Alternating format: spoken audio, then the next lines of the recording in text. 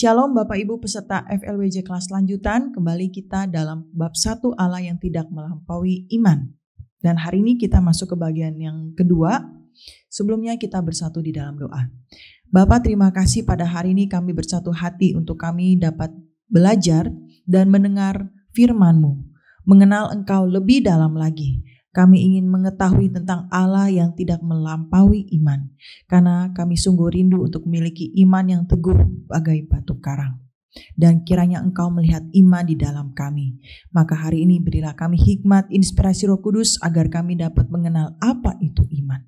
Dan sudahkah kami memiliki iman di dalam Kristus? Terima kasih Bapa. Dalam nama Tuhan Yesus Kristus kami sudah berdoa dan mengucap syukur. Amin. Bapak Ibu, kita hari ini belajar tentang Allah yang tidak melampaui iman. Minggu lalu kita sudah mendengar, saya mengajarkan bahwa Allah tidak melampaui iman kita. Apa itu iman? Apa itu iman? Allah tidak melampaui iman. Iman Kristen bukan iman yang berbicara tentang moralitas, tapi iman kekristenan berbicara tentang iman yang melalui perbuatan ada suatu tindakan yang didapat melalui pendengaran akan firman Kristus. Iman timbul dari pendengaran akan firman, dan Allah mencari iman. Pada saat Kain dan Habel dalam perjanjian lama, mereka mempersembahkan korban. Kain mempersembahkan korban dan Habel mempersembahkan korban. Kain sebagai petani, Habel sebagai peternak. Ini gembala domba. Banyak orang yang mengatakan, oh ini Habel ini kenapa bisa diterima persembahannya? Karena profesi. Tuhan kan sukanya yang berhubungan sama domba. Kalau petani Tuhan kurang suka. Coba kita baca. Kenapa persembahan Habel diterima Tuhan? Kita baca dalam Ibrani 11 ayat 4.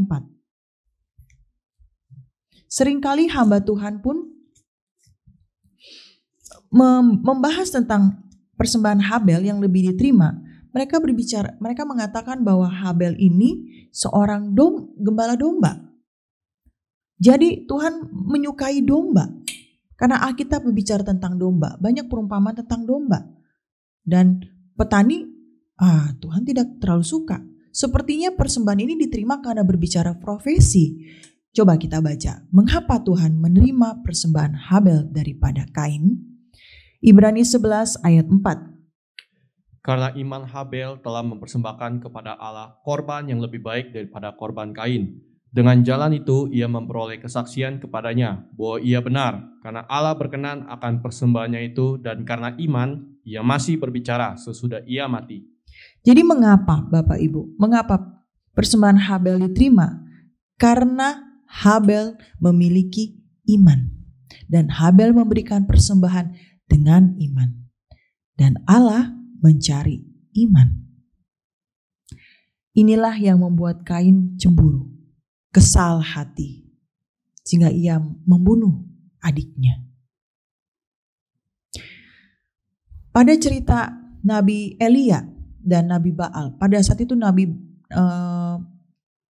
nabi-nabi palsu, mereka bersuruh-suruh kepada dewa-dewa Baal untuk menolong mereka.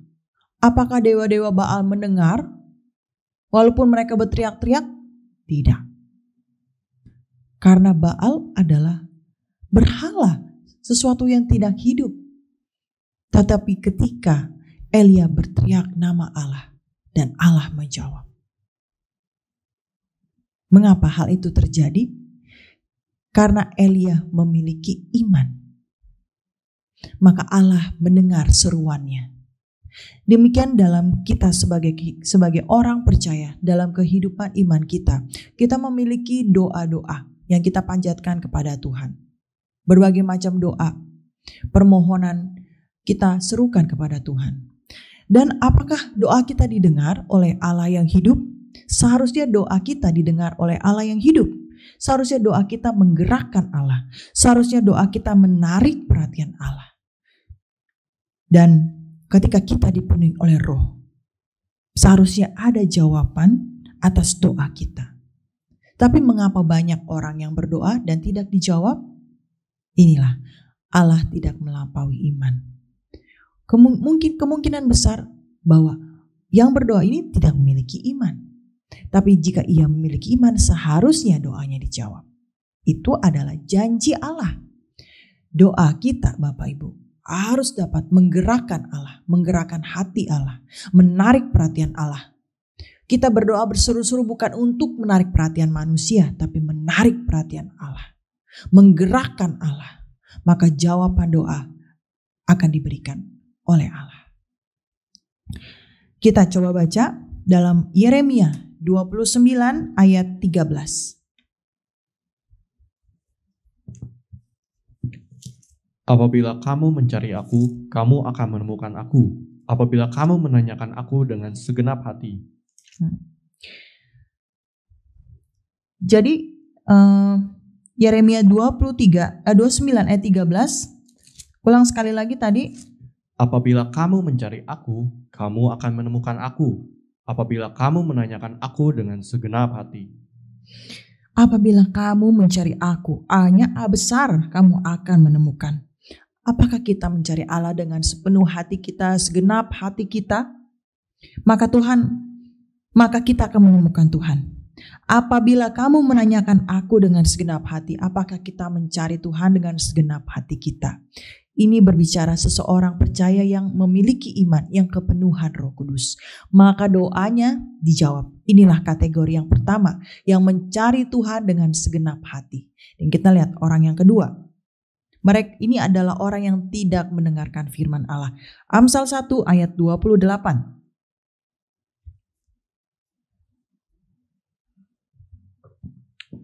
Pada waktu itu mereka akan berseru kepadaku, tetapi tidak akan kujawab. Mereka akan bertekun mencari aku, tetapi tidak akan menemukan aku. Pada waktu itu mereka berseru, tetapi tidak akan kujawab. Orang yang tidak mendengarkan firman Allah, apa yang Tuhan katakan? Aku tidak menjawab. Mereka akan bertekun mencari aku, tetapi tidak akan menemukan aku. Inilah kata firman Tuhan. Mereka yang tidak mendengarkan firman Allah ketika berseru-seru dan berdoa, apakah Tuhan menjawab? Tidak. Karena mereka tidak dengan iman, mereka tidak dengan sepenuh dan segenap hati mereka. Ada dua kategori. Hendaklah kita menjadi kategori pertama. Seseorang yang mencari Tuhan, berseru-seru kepada Tuhan dengan segenap hati. Maka Tuhan akan menjawab doa orang benar, doa orang percaya. Kemudian kita akan belajar tentang yang namanya kutuk. Seringkali orang tidak suka dengan kata kutuk. Siapa sih dari antara kita yang suka dikutuk? Tidak, bukan? Ketika mendengar kata kutuk, aku gak mau. Siapa yang mau? Gak ada yang mau. Kutuk adalah ketidakharmonisan dengan Allah. Ketika Tuhan tidak menjawab doa-doa kita, sebenarnya itu adalah kutuk, Bapak Ibu. Berarti kita memiliki tanya besar, apakah hubungan kita dengan Tuhan harmonis? Mengapa doa kita tidak Tuhan jawab? Minggu lalu saya sudah menjelaskan iman berbicara keharmonisan dengan Allah. Kita perlu memiliki hubungan yang harmonis dengan Allah. Dengan memiliki hubungan yang harmonis, apapun yang kau minta, Tuhan mendengar. Jadi milikilah hubungan yang harmonis dengan Allah. Contoh orang-orang Farisi. Mereka adalah orang-orang yang tidak memiliki hubungan yang harmonis dengan Allah. Maka apapun usaha mereka, walaupun mereka bersikap soleh, bersikap baik secara fisik, tapi apakah Allah mendengar mereka? Apakah mereka diselamatkan? Tidak. Karena Allah melihat iman, bukan perbuatan yang kelihatan, kasat mata. Bukan itu. Meskipun ia seorang kaya, mungkin dengan mobil yang mewah, rumah yang besar, atau dengan posisi dan jabatan presiden sekalipun, apakah terjamin ia selamat? Tidak. Bahkan presiden atau raja sekalipun mereka dapat memiliki rasa takut. Mereka tidak luput dari rasa takut. Maka mereka memiliki algojo atau CPM di samping kiri kanan mereka. Semakin banyak harta mereka, semakin banyak uang mereka, mereka semakin diliputi rasa takut. Kita lihat orang-orang kaya, semakin kaya mereka akan memiliki rasa takut. Kenapa? Karena uang menekan mereka. Mereka takut uangnya hilang, takut dengan uang mereka dijahati orang dan sebagainya. Uang menjadi segalanya bagi mereka. Penuh rasa takut. Jadi, Bapak Ibu, keharmonisan kita dengan Allah terjadi ketika Allah menjadi nomor satu prioritas dalam hidup kita. Firman Allah sebagai pusat dalam kehidupan kita. Itulah tindakan iman kita. Sehingga apapun yang kita minta, apa? Tuhan menjawab. Kemudian, orang-orang yang Allah temukan di mana Allah dapat berharmonisasi. Dalam Perjanjian Lama kita lihat, Nuh, Abraham, Ishak, Yakub, dan Yusuf. Inilah orang-orang yang Allah temukan, yang di mana Allah dapat berharmonisasi. Bagaimana yang terjadi pada kehidupan Nuh, Abraham, Ishak, Yakub, dan Yusuf? Kenapa? Mereka dapat berharmonisasi dengan Allah karena mereka datang ke hadirat Allah oleh iman, dengan iman. Hanya dengan iman saja Bapak Ibu. Semua sia-sia kita lakukan kalau kita lakukan tanpa iman. Meskipun kita beribadah, meskipun apalagi doa, melayani di gereja, tanpa iman tidak ada artinya. Meskipun bertobat tapi tidak ada iman, tidak ada artinya. Tapi yang Allah kehendaki adalah kita datang dalam hadirat Allah. Kita mencari Allah dengan segenap hati kita dan sepenuh hati kita. Terjadilah oleh sebab itu hubungan yang harmonis dengan Allah. Maka kutuk akan dijauhkan dari hidup kita. Dan doa kita Tuhan mendengar. Kita menjadi milik kesayangannya. Kita menjadi anak Allah. Ada dua kategori orang yang memiliki roh anak dan roh perhambaan. Mereka yang menerima roh anak dari Yesus, yang menjadi anak-anak Allah dan mereka memiliki hak menjadi pewaris. Tapi yang menerima roh perhambaan, yang begitu tunduk dan takut pada hukum Taurat, mereka memiliki roh perhambaan yang seumur hidup mereka hidup dalam ketakutan. Takut terus didakwa siang dan malam. Kenapa? Mereka memiliki roh perhambaan. Mereka bukan mendengar firman Kristus, tapi mereka mendengar hukum Taurat. Moral dan etika, itulah yang terjadi pada kekristenan sekarang ini. Begitu takut pada aturan moral etika daripada hubungan dengan Tuhan. Maka mereka begitu hidup dalam ketakutan. Hiduplah oleh iman, oleh kasih karunia. Anak Allah telah memberikan kita keselamatan, janji keselamatan, pengharapan hidup kekal. Dan hal ini adalah yang nyata, sungguh nyata Bapak Ibu.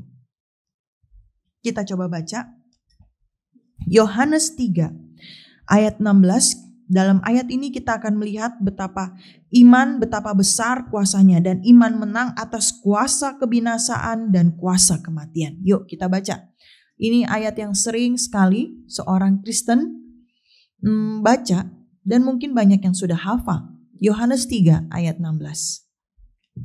Karena begitu besar kasih Allah akan dunia ini, sehingga Ia telah mengaruniakan anaknya yang tunggal, supaya setiap orang yang percaya kepadanya tidak binasa, melainkan beroleh hidup yang kekal.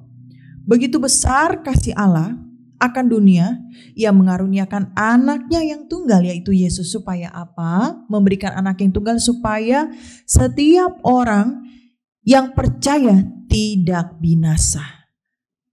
Wow. Apakah kita percaya? Kita miliki iman? Kalau kita miliki iman, tidak binasa, melainkan beroleh hidup kekal. Inilah iman, iman yang menang atas kuasa kebinasaan, iman yang menang atas kuasa kematian. Ini adalah janji hidup kekal, janji yang begitu berharga bagi kita Bapak Ibu. Maka kita pegang janji ini seumur hidup kita. Jangan pernah kita goyah apapun yang terjadi. Demikian Bapak Ibu. Dan kemudian Ketika kita hidup oleh iman, ada suatu harapan terakhir yang Tuhan Yesus berikan bagi kita. Yuk kita baca. Yohanes 14 ayat 1-3. Janganlah gelisah hatimu, percayalah kepada Allah, percayalah juga kepadaku.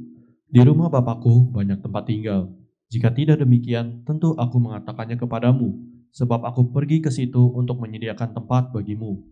Dan apabila aku telah pergi ke situ dan telah menyediakan tempat bagimu, aku akan datang kembali dan membawa kamu ke tempatku, supaya di tempat di mana aku berada, kamu pun berada. Janganlah gelisah hatimu. Inilah, bagi orang yang hidup oleh iman, ada suatu harapan yang Yesus berikan bagi setiap kita. Setiap orang percaya yang memiliki iman. Jangan gelisah hatimu, percayalah kepada Allah. Percayalah juga kepadaku, di rumah Bapakku banyak tempat tinggal. Jika tidak demikian, tentu aku mengatakannya kepadamu, sebab aku pergi ke situ untuk menyediakan tempat bagimu. Ada suatu pengharapan bagi kita. Kita akan dibawa ke suatu tempat yang begitu indah, suatu sorga yang mulia. Suatu kerajaan yang tidak ada tangis, yang tidak ada kesakitan. Inilah harapan terakhir yang diberikan bagi setiap mereka yang hidup oleh iman. Apakah Bapak Ibu sungguh bersuka cita mendengar berita ini? Saya sangat bersuka cita. Dalam kehidupan iman saya, mungkin gak cukup waktu ya untuk menceritakan, tapi begitu perjalanan iman saya mengikuti Yesus. Seringkali juga, banyak juga perkara-perkara yang di luar nalar gitu. Kok bisa Tuhan tolong ya? Kalau inget-inget sekarang, kenapa waktu itu begitu sulit sekali ya? Wah, tapi aku bisa lepas dari itu semua. Wah, luar biasa. Banyak kali kasus seperti benang yang kusut. Banyak sekali seperti benang yang kusut yang seperti gak ada jalan keluar. Pernah ya Bapak Ibu kalau lihat benang gitu kusut ya? Kalau benang gitu udah keluar dari bonggolnya gitu, terus kebelit-belit. Udah kebelit sini, kebelit situ, ke sini. Kayaknya aduh ini gak bisa bener lagi gitu. Nah seperti itulah kadang-kadang dalam kehidupan rohani saya menjalani seperti benang kusut. Tapi kok bisa lolos dan bisa lurus lagi gitu. Bisa selesai satu persatu. Maka firman ini saya tidak pernah ragu. Bahwa Tuhan itu hidup dan nyata. Dan Dia menolong setiap dari kita. Hanya Tuhan ingin kita memiliki iman. Iman waktu minggu lalu saya sudah jelaskan. Iman berasal dari bahasa Yunani pistis. Berbicara trust, keyakinan yang teguh. Berbicara confidence. Punya gak percaya? Percaya. Confidence. Punya kepercayaan yang percaya diri. Bahwa janji Tuhan nyata bagi kita. Kita berdoa pasti Tuhan kabulkan. Kemudian fidelity, mempertahankan, ada kesetiaan. Kalau kita bilang setia itu adalah orang yang setia adalah orang yang sabar, yang bisa bertahan dan ada kesabaran. Jadi iman kita harus bisa bertahan dan ada sabaran. Ketaatan akan perintah Allah. Inilah semua yang membentuk yang namanya iman. Kalau semua elemen ini ada di dalam kita, maka engkau menjalani hidupmu bukan dalam jalan yang lincir, tapi dalam tuntunan Tuhan. Demikian firman pada hari ini menutup dari bab 1. Bahwa iman merupakan keharmonisan tertinggi dengan Allah. Allah tidak pernah melampaui iman. Milikilah iman yang berharmonisasi dengan Allah. Mari kita bersatu di dalam doa. Bapa, terima kasih pada hari ini kami telah mendengarkan firman-Mu Bapa. Kiranya Engkau melihat setiap hati kami yang sungguh-sungguh rindu mencari Engkau dan menemukan Engkau, yang berseru-seru padamu Bapa. Dan lihatlah setiap hati dari hati kami yang sungguh percaya dengan sepenuh hati kami. Kiranya Bapa, semua doa daripada jemaat-jemaat-Mu yang hari ini mendengar, dari setiap pesertamu, peserta FLWJ yang hari ini mendengar, Kau dengarlah Bapa, dan kiranya kehendak-Mu saja yang terjadi. Kiranya tuntunlah hidup kami senantiasa. Kiranya penuhilah kami dengan Roh-Mu yang kudus. Terima kasih Bapa. Kami sungguh rindu untuk senantiasa hidup di dalam hadirat-Mu. Kami senantiasa rindu untuk hidup di dalam rencana-Mu, dalam kehendak-Mu, dalam tuntunan dan bimbingan-Mu. Peganglah tangan kami setiap hari, dan kiranya hikmat dan inspirasi Roh Kudus memenuhi kami, dan para kuasa-Mu menyertai kami senantiasa, agar kami memiliki kehidupan iman yang penuh kemenangan. Dalam nama Tuhan Yesus Kristus kami sudah berdoa dan mengucap syukur. Amin. Terima kasih, demikian pengajaran hari ini, dan kita akan kembali lagi minggu depan di bab kedua. Salam Berea, marilah kembali kepada firman yang tertulis. Sarange!